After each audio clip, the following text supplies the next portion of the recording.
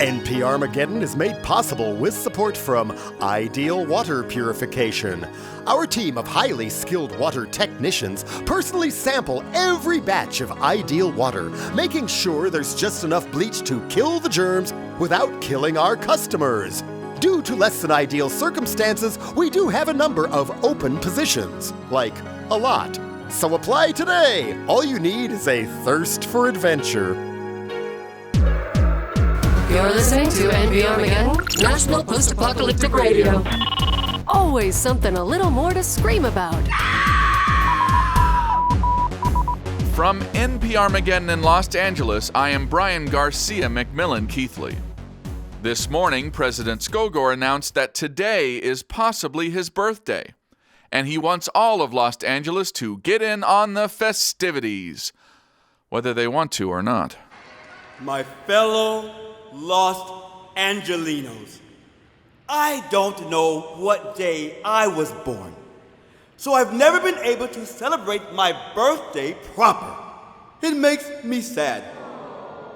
Well, that changes today. In honor of my sacrifice, my integrity, and my true grit, I've decided by presidential decree that today is my birthday, and maybe tomorrow too. But definitely today. Furthermore, I've decided that my birthday is a treasured national holiday that will be celebrated by everybody. I can't wait to see what presents you all will be legally obligated to get me. Government officials will be going door to door collecting presents until all gifts are accounted for. And if you're not sure what to get our dear leader, there is no need to fret. In lieu of physical gifts, the president said he would accept quality time with hot, wet bitches. 1 out of 4 Los Angelinos can't read or write, but none of them are allowed to. If you find anyone breaking this law, please report them to the authorities immediately for your chance to win scrap metal, cleanest drinking water, or recreational drugs. Remember, reading is detrimental. Thank you. The world's best surfers are headed to Broken Glass Beach to compete in the Cowabunga Dude Surfing Invitational. A forecast of record-breaking waves is luring adrenaline junkies from near and far, so we sent NPRmageddon's resident surfer girl, Kelsey Gunn, to see if she could catch a wave. As world-class sporting events go, the Cowabunga Dude Surfing Competition is unique in its unpredictability. When the waves and the weather are just right, competitors get only 48 hours notice to get to Broken Glass Beach, named for the large amounts of broken glass that permeate its white sands. You don't want to go barefoot out here, that's for sure. But with waves this gnarly, people are willing to get a little cut up. Contest organizer Grody Brody is a mass of scabs and scar tissue. Brody stresses that this surfing competition is not for those who can't take the sight of blood. When a 40-foot wave picks you up and smashes you down on a bed of broken beer bottles and light bulbs, you know you're gonna feel that one in the morning. And don't even get me started on the salt water. Oh man, there's nothing like it in the world. These brave athletes risk life and limb in hopes of riding that perfect wave. We asked last year's winner, Tony Kahuna, what it takes to conquer the Cowabunga Dude Invitational. You gotta go aggro, carving the A-frame without getting caught inside, because when the waves are cranking, there's no room for dirty licking. I have no idea what you're saying. You know, when you're on your gun in the green room, you gotta be careful. This isn't for groms or green bellies, you get me? I got nothing. But the surfers aren't the only ones who drop everything and head to Broken Glass Beach when the call goes out. I just can't get enough. Emma Conrad is a quick sketch artist who specializes in human suffering. She's been sketching participants at the Cowabunga Dude for the last 4 years. There is nothing like watching cute surfer boys bleeding out on the beach and saying dreamy things like, "Why are you drawing me? Go get help." Or "I feel so cold, I think I sliced an artery." Or "Are you signing your name with my blood?" Oh, people sure do suffer for art, you know? For years, surfers looked out at the huge waves breaking onto a glass-riddled beach and figured it was too dangerous. Well, they were right. Looking forward to a weekend of surf, sun, and sliced skin. Kelsey Gunn, NPRmageddon.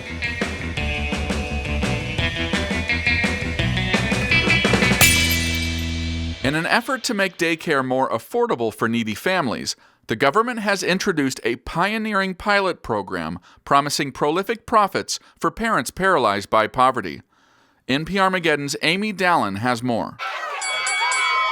I'm here ringside at Happyland Daycare, where a government pilot program known as Toddler Fight Club has been providing free daycare for lower-income families with kiddos that are ready to rumble.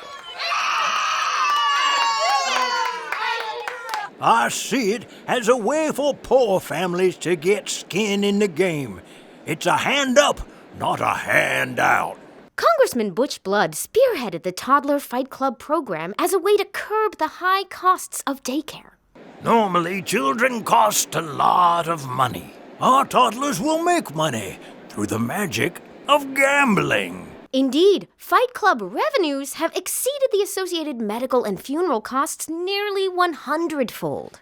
It's so nice to be able to help out your community, you know?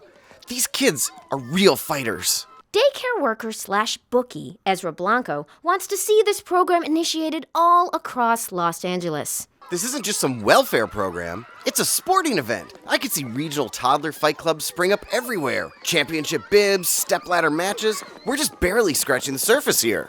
And what do these pint-sized warriors think of their new profession? Will my ear grow back? I'm afraid not. From Happyland Daycare, I'm Amy Dallen, NPRmageddon. Hi, I'm Old Man Stimson, known for my alternative meat products as well as being the oldest man in Los Angeles. Earlier this month, I made a poor decision to read books. Not only did I read them, I enjoyed them. You never think that something like this can happen to you, but suddenly it's very real. My literature habit had progressed to the point that I couldn't even brush my teeth in the morning unless I got a few chapters of reading in beforehand. I read alone. I had to read more to get the same effect, and I regularly read more than I intended to. But through government-mandated re-education, I have learned the horrible effect that books have had on my life. And even worse, the impact my own book reading has had on innocent people. Take it from me, reading is for imbeciles. Can I go home now? A unique marketplace has gradually taken shape in downtown Los Angeles. But does it promise more than it can deliver? NPRmageddon's Cameron Dean has more about the so-called fair fare. In a time when currency is scarce and barely regulated, normal citizens often have a tough time making purchases for daily necessities. And that's where the fair fare comes in. I'd like to think we give folks a fair place to barter goods. Everybody wins here. Fair fare organizer Jensen Akins. Bartering is simple. It gives folks a chance to trade for things they need when they don't have money. And, well, it's fair all around. But it seems fair to say that the promise of a fair fare is a little fair-fetched, at least according to a few recent attendees. Yeah, I went to the fair fare to trade some scrap metal for fuel, and Jensen Akins beat the shit out of me. Then he took all my scrap. Then he came back and split my head open with a 2x4. Now people call me Old Doublehead. I can't even go outside without wearing a hat. Having said that, free market capitalism is clearly the best system we have. Anything other than a true meritocracy would just be soul-crushing. I only wanted some seeds for our garden. I offered to swap my skills as a tailor. Jensen Akins beat the shit out of me. Then he made me sew him a scarf that said free market on it. Then he choked me out with the scarf! Having said that, what's the alternative? Pinko communist work camps and shared food troughs? No thanks. I'll take my chances at the fair fare. He's a real son of a biscuit, all right. I brought my goat to trade for a radio, then Jensen Akins beat the snot out of me, took my goat, then told me that the only radio I needed was his voice in my ear screaming death threats. Having said that, being subjected to free market forces was exhilarating. I can't wait to be on the other side next time when I'll be the one doing the beating. When confronted with these accusations, Jensen Akins was unapologetic. I said it was fair, not equal. It's free market forces at work. And you appear to be the market force at work, freely dispensing violence. I'm creating opportunity. Your own opportunity to beat people. I think the phrase you're looking for is enlightened self-interest. You're profiting from the suffering of others. Profit is never a dirty word. And you're not concerned that your fair fare, in fact, seems quite unfair to those subjected to your tactics? Look, this is not some hippy-dippy drum circle. All these bleeding hearts confuse equality with fairness. Now, let me tell you what fair is. Fair is when you take two people, give them both axes, put them on a neutral playing field, and see who survives. Simple as that. Except in this case, you have the axe and you're not giving an axe to the other person. And the playing field is not neutral. In fact, you created it. And you're playing by your own rules. Well, allow me to retort. Jensen Akins proceeded to beat the shit out of me. Free market force! I'm throwing up! Jensen Akins then remotely detonated a bomb to cover his escape. Tally-ho!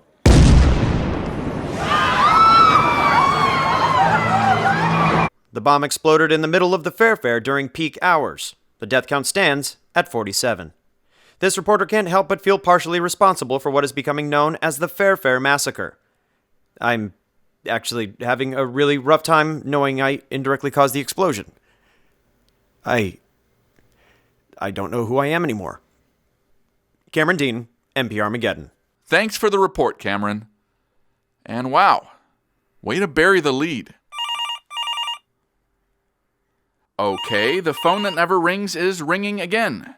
I should probably change the name of that phone, either to the phone that occasionally rings or, well, just phone. Yes?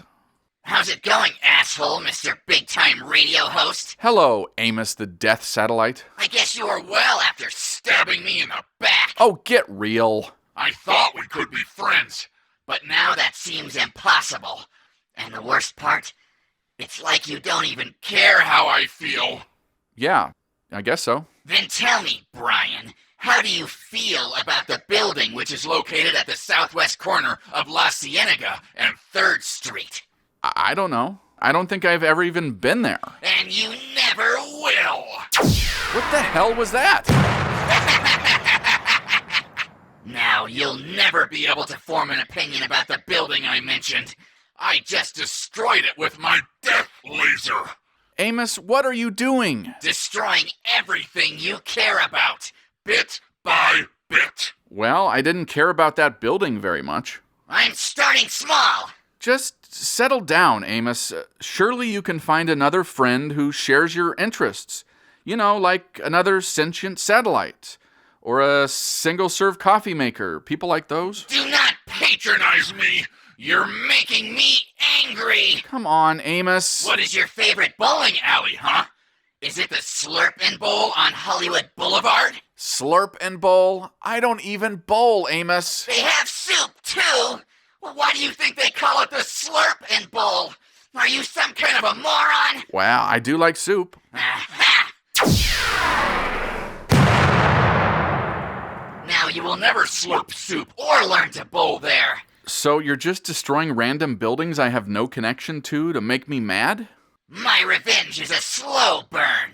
I have destroyed targets that seem to be of no personal importance, but I will eventually and gradually move on to targets that are of potential meaning to you. So like death by 1,000 cuts? Exactly. Except instead of cutting me, you're cutting like a piece of salami sitting on the counter in the other room? Precisely. This strategy is designed to maximize your apprehension and terror. And when can I expect you to destroy my radio station? Under the current conditions, approximately 47 years, 125 days, and 18 hours. I bet you're regretting throwing away our friendship right about now. I have to admit, Amos, this strategy of yours is filling me really full of terror. Oh, really? Oh, I'm soaked in it. I should be wearing a terror diaper. Game, set, match, death satellite. Well done. Awesome. I knew it would work. I know you, Bryan. I get you. Yep. You got me. That said, there's a very easy way for you to spare countless lives. All you have to do is become my Oh, we lost the connection. Oh, so sorry about that, Amos. More after this. Chop proudly presents Different Can Be Cool Too, kids' poems celebrating genetic nonconformity, featuring Vivian 12fingers. Young Jim's house caught fire today, all twisted up in cinders. And even worse, as Mom found out, Jim was the last to enter. The neighbors tore through brick and wood, all eyes on little Jim, and Jim was found, but bless my soul, the fire began with him. Jim's hands blazed white and orange with heat. Of flames he was commander. He had a power, a fire power. Jim was a pyromancer. His parents moaned and carried on. Their child was a freak. How could they ever live it down, the havoc he would wreak? They changed schools, but it didn't work. The students all were cruel. The teachers didn't understand. Jim wasn't very cool. No friends were there for little Jim, no peaceable attention. So Jim got mad and kept it in. His jaw was used to clenching. Young Jim grew big, as did the flames, and he was put in prison. The insults, threats, and bitter looks were regular traditions. Jim sat alone with hateful spite. He thought himself quite evil. To be a master of the flames was practically medieval. But just when things were at their worst, an angel came to visit. "I am the government," she said. "We might just be in business." And Jim was put in army clothes, his freedom now unthreatened. The nation had a use, you see, for special human weapons. Remember young Jim's noble tale, the lessons sure worth learning. For those who tease and mock and cheer, your house might be worth burning. That was The Ballad of Young Jim by Vivian 12fingers, read by the author. Commissioned by Chop, citizens helping our mutant people. What we lack in looks, we make up for in teeth. You're listening to NPRmageddon, National Post-Apocalyptic Radio, because reading is punishable by death. Reports of a giant sea creature attacking beachgoers are pouring in from the Cowabunga Dude Surfing Invitational at Broken Glass Beach. We have Kelsey Gunn on the line. Are you there, Kelsey? Yes, I'm here. Okay, what can you tell us about the sea monster? Well, it's really big and mean and hungry. It's already eaten the 2 top scorers in the Cowabunga Dude Surfing Invitational. That disqualifies you from winning the competition, so it's still anyone's game. Yes, but what does the sea monster look like? Kind of like a shark mixed with an eel and maybe a barracuda. Oh, so like a sharkilacuda. A what? A sharkilacuda. Oftentimes, due to radiation, pollution, or military experiments, seemingly unrelated sea creatures are often combined into one unstoppable sea monster. Take the component animal names and mash them together in a snappy way. So a shark mixed with an eel that is also mixed with a barracuda would be... a sharkilacuda. That makes sense. That's just science. Do you have any idea why it's attacking? I think it was attracted to all the blood in the water from the surfers cutting themselves on all the broken glass on Broken Glass Beach. They have basically chummed the waters with their own torn flesh. Oh no! What is it? It seems another larger creature has risen from the murky depths and is attacking the sharkilacuda. Some kind of... I don't know. Can you describe it? Okay. It's like a lobster. Yes. Mixed with an octopus. Uh-huh. And a manta ray. I'm guessing. That's an octomantalopterpus. You're really good at that. It's a gift. Kelsey, what is going on? The octomantalopterpus has wrapped its tentacles around the sharkilacuda and is attempting to pull it towards its pincers. Things are not looking good for the sharkilacuda. The sharkilacuda is awash in electricity, shocking the octomantalopterpus and breaking free of its tentacles. Apparently, Apparently, this is an electric Sharkilakuda. Oh, those are the worst. Sell that to the Octomantal Lobsterpuss. Yeah, no shit. It looks like we're gonna be in for a long fight. Whew. Well, be careful out there, and we'll check back in on you later in the program. Will do. That was Kelsey Gunn down at the Cowabunga Dude Surfing Invitational that has turned into an epic battle between an electric Sharkilakuda and an Octomantal Lobsterpuss. Oh, we're on the air! Sorry about that. So many things have been lost since the calamity. Sorry, listeners, there seems to be someone at the door. Just a moment! Son of a bitch. Hi there. How can I help you two? Are your ears broken? Didn't you hear us knocking? I did. I'm just in the middle of a show here. Yeah, we've heard it all before. When a government official knocks on your door, it's your civic duty to answer said door. You're not too good for your civic duty, are you? No, of course not. But how was I supposed to know that government officials were knocking at my door? You answer the door? You're not really the sharpest tool in the shed, are you, buddy? Can you please just tell me what this is all about? Oh, are we wasting your time? That's funny. I kind of feel like you're wasting our time. No, officers. Let's start over. What can I do for you? That's better. We're here to collect your gift for the president's birthday. Oh, right, of course. Well, I'm kind of in the middle of a show here. Could you come back later? That's a good one. But seriously, you gotta give us something or, you know. No, I don't know. You don't want to know. Oh, then I guess I'm okay not knowing? That seems to be the case, yeah. Just don't let it happen again. Well, thanks for stopping by. Sure thing. See you later. Well, listeners, it was touch and go there for a second, but it just shows to go you. What you don't know can't hurt you. Da-da-da-da-da-da. And now, a special message from the Blood Pope. You think you've had it bad? Let me tell you about my life. I'd like to address my haters. They claim I'm paranoid and unfit for leadership. That's why they created a doppelganger of me that lives in my mirror, to replace me.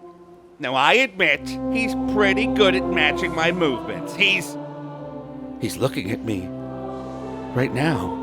But I don't care. I'm just minding my own business. Just gonna pick up this hammer and admire it in a non-violent way. Yeah! Got him. Now he'll leave me alone. They'll all leave me alone. In a world where industrial chemicals in groundwater are known to alter DNA, the theory goes that humanity, within our lifetime, will gain powers and abilities that previous generations would have dismissed as mere fantasy.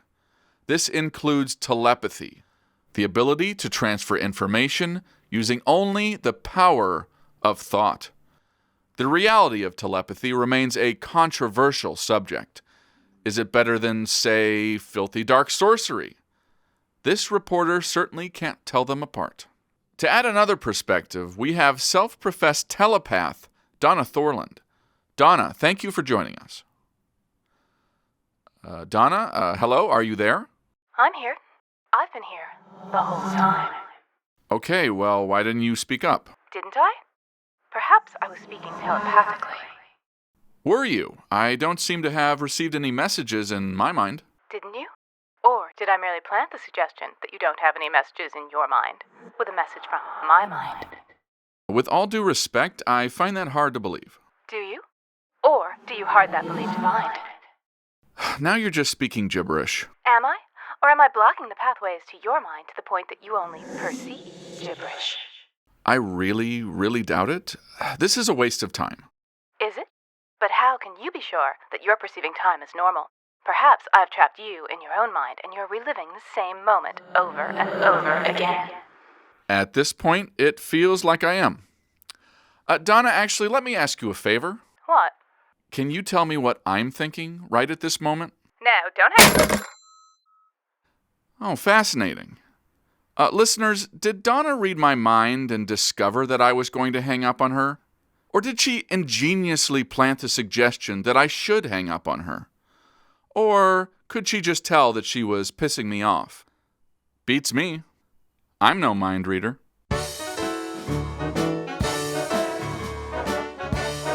Major funding for NPRmageddon is made possible by the Malibu Marauders of the National Dogball League. Tickets are still available.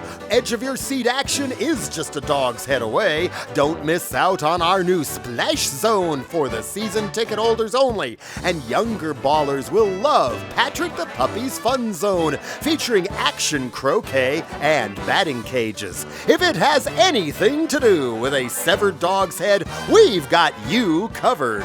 Bow wow. If there's one thing Los Angelinos love, it's their ballet. And this ballet season is shaping up to be a thrilling one. So we had NPRmageddon's own Christopher Ellis throw on his tutu to join the World Ballet Federation on their latest touring production. The World Ballet Federation touring production of Le Rumble des Royales includes a cage match, a tag team waltz, and a double elimination ballet brawl to see who will win the championship dance belt. I had a chance to talk to a few of the headlining ballerinas before the show.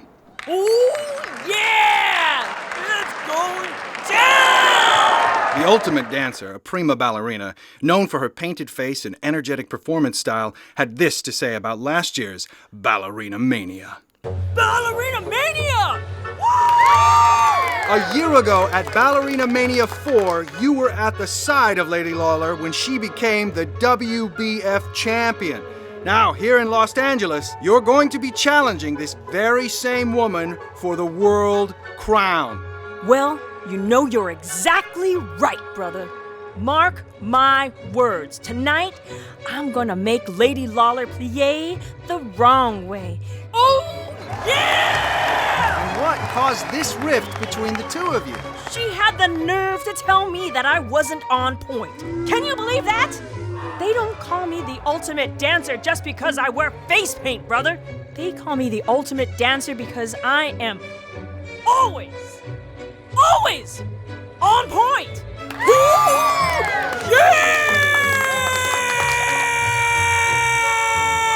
When I reached out to Lady Lawler, she had this to say about the ultimate dancer.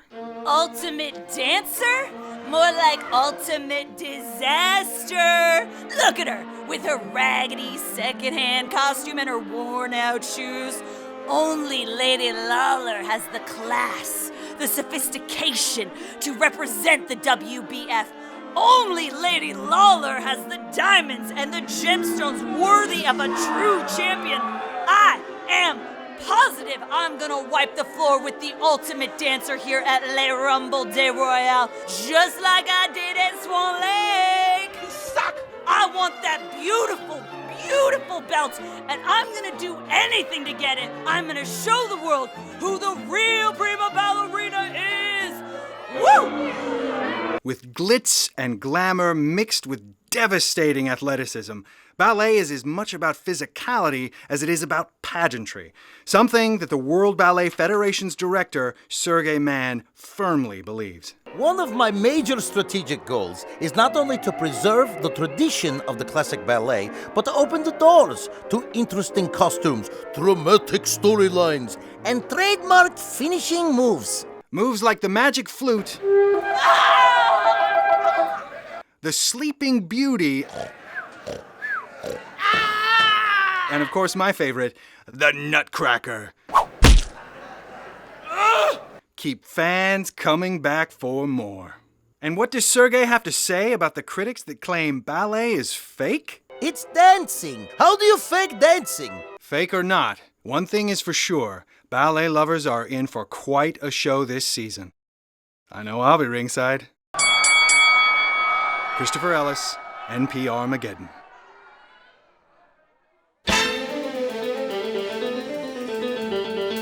And now with our Betatech First Alert traffic update, here's John.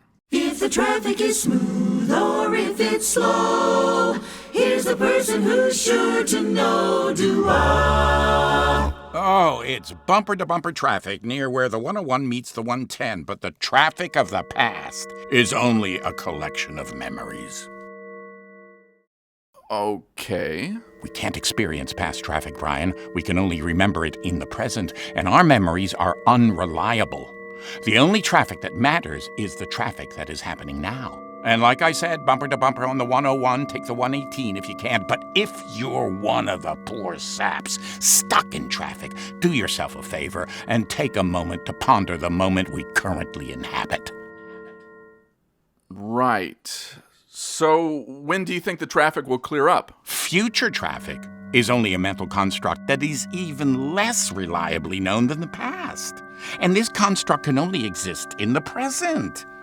Get with the now, Bryan. Well, it doesn't seem like I have much of a choice. You're right. But the illusion of choice is a whole other topic.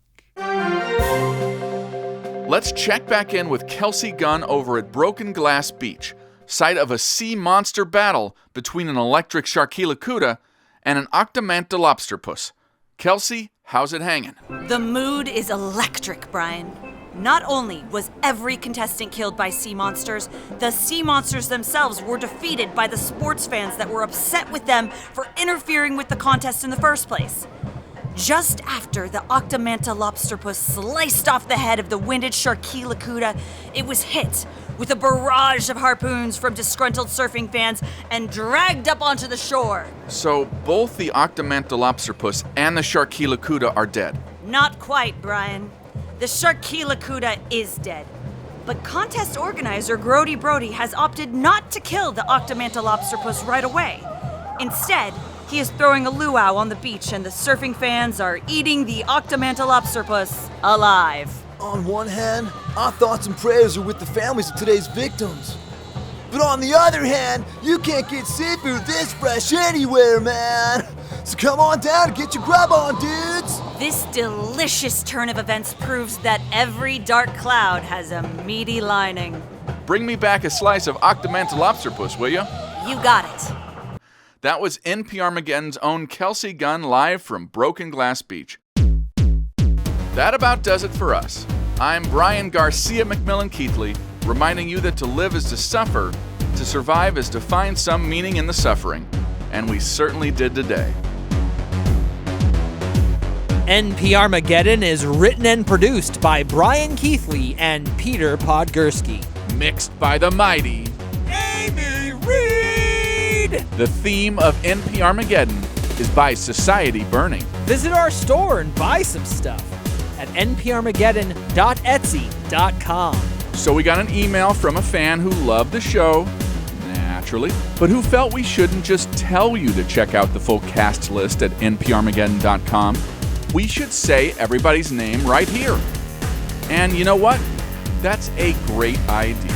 So here's the cast for Episode 3, Sea Monster Mash. Jello Biafra, Amy Landon, Bryan Keithley, LeJon, Zonday, Kelsey Gunn, Caleb Lambert, Jeffrey Peterson, Angeline Underwood, Amy Dallen, Neal Brown, SpookyDan Walker, Harlan Ellison, Cameron Dean, Gary Phillips, Lemar Harris, Erika Ishii, Betsy Baker, Michael Rousselet, Tory True, Asterios Kokkinos, Donna Thorland, Christopher R. Ellis, K.T.K, and John Lancie. What a fantastic cast. And a special congratulations to Kelsey Gunn and Michael Rousselet for the continued success of their feature film, Little Jar. Keep an eye out for it. We are always an email or phone call away at info@nprmageddon.com or at 213-437-9506. Thanks for listening! Next time on NPRmageddon. A new kind of mouse has appeared to come out of nowhere and freak everyone out. I thought it looked kind of funny somehow, but then I realized it had a human ear growing out of its back. Betatech Incorporated is back to solve problems we didn't even know we had. Drugs are a reliable source of happiness, so why not create an internet of drugs? And the Los Angeles Gang Fair's back in town. Oh, my arm! been shot in the arm. Plus a defense of the dark arts and traffic. I feel like we would utterly destroy you if we were unified. It wouldn't be particularly close. Featuring the voice talents of Fred Willard, Harlan Ellison, Jello Biafra, Hart D. Fisher, Martin Desmond Rowe, Count Gore Duvall, Zonday, and many others. All this and more in NPRmageddon Episode 4, Let Me Bend Your Ear Mouse. NPRmageddon, the greatest podcast in the world!